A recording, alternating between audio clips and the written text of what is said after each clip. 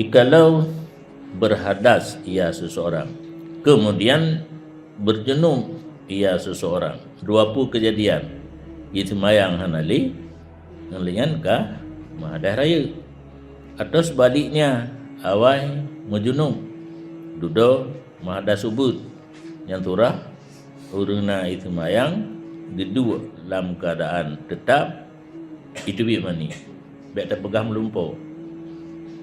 Hai, ibarat melumpuhnya menulis na dalam kitab tapi bek nak pegah lagi.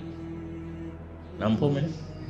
Karena yang dia ke tanda balik kan melumpur itu biat mani terbenar dengan beronani.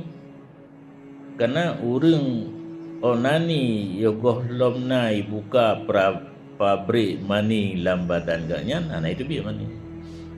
Anak pabrik pun itu biat. Maka melumpurnya turah jamun. Bek terfokus kenan bermuncih melumpur. Yang dia ke tanda balik namani.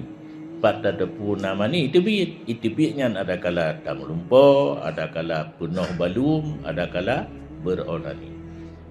Ya, ni duduk melumpur duduk itu biat penting. Nah itu biat mani cara itu biat untuk lain macam baru mungkin melumpur baik pun kan melumpur tinggal tidak orang dum kai itu biat mani tapi hana pernah belum ya, tak bahaya nak.